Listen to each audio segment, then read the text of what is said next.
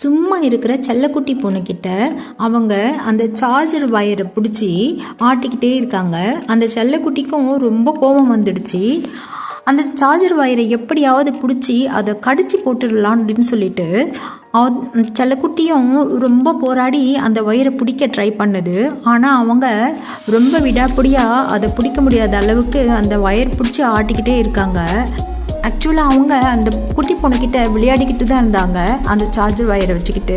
ஆனால் குட்டி பூனை என்ன பண்ணுச்சு, அதை பிடிச்சி நம்ம கடிக்கலாம், நமக்கு ரொம்ப டென்ஷன் பண்ணிக்கிட்டே இருக்காங்க, அந்த வயரை நம்மக்கிட்ட கொடுக்கவே மாட்டேங்கிறாங்க, எப்படியாவது பிடிக்கலான்னு சொல்லிட்டு அந்த குட்டி பூனையும் ரொம்ப பிடிக்க ட்ரை பண்ணிக்கிட்டே இருந்தது. என்னென்னவோ உள்டாலக்கடி சர்க்கஸ்லாம் பண்ணி கீழே உழுந்து எழுந்து பிறண்டு என்னென்னவோ பண்ணி பிடிக்க ட்ரை பண்ணி பார்த்துச்சு. ஆனால் கடைசியில் அதால் பிடிக்கவே முடியல. இடையில் அவங்க அம்மாவை பார்த்துடுச்சு. சரி அவங்க அம்மா கிட்ட போகலாம் அப்படின்றபோது மறுபடியும் அவங்க அந்த வயரை பிடிச்சி அந்த குட்டி பூனையை ரொம்பவே டிஸ்டர்ப் பண்ணிட்டு இருந்தாங்க. கடைசியாக என்ன பண்ணுச்சுன்னா அவங்க அம்மா கிட்ட ஓடி போயிட்டு அவங்க அம்மா கிட்ட இவர் வேலையை காட்ட ஆரம்பிச்சிட்டாரு. இந்த கோவத்தெல்லாம் சேர்த்து அவங்க அம்மா காலை கடிக்கிறதும் வாழை கடிக்கிறதும் மேலே ஏறி முட்டுறதும் அந்த மாதிரி வேலையெல்லாம் பண்ண ஆரம்பிச்சிடுறாரு இந்த குட்டி பூனை.